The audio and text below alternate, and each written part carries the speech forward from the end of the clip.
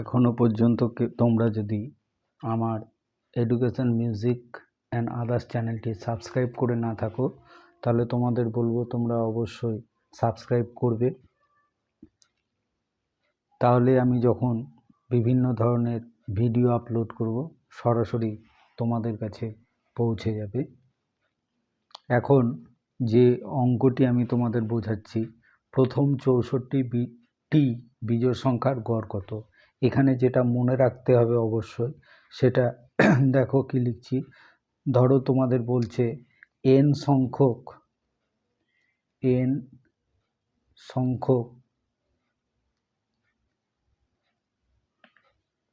বিজোড় সংখ্যার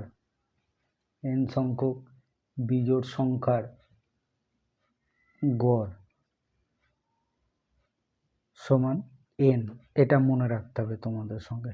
তাহলে বলা হয়েছে 64টি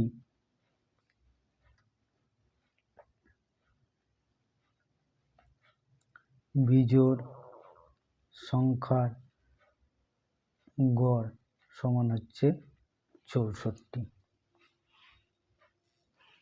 দেখো আমরা প্রথমে বলেছিলাম যে প্রথম 64টি বিজোড় সংখ্যার গড় কত।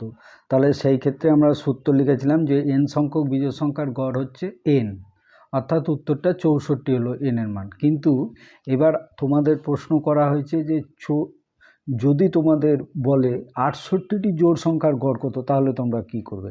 তাহলে এই ক্ষেত্রে কি করা যাবে, দেখো এখানে মনে রাখবে যে জোড় সংখ্যার গড়, তাহলে এই যে n সংখ্যক বিজোড় সংখ্যার গড় বলেছিল, তাহলে এই ক্ষেত্রে ধরো লিখছো n সংখ্যক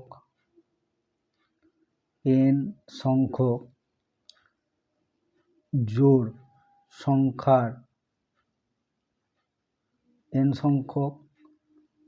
সংখ্যার গড় সমান n + 1, অর্থাৎ উত্তরটা তাহলে কি লিখবে 68টি জোড় সংখ্যার গড় সমান 68 + 1 অর্থাৎ 69।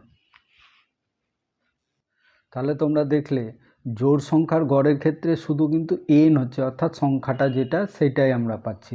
কিন্তু যদি জোড় সংখ্যা বলে তাহলে কি হবে n + 1।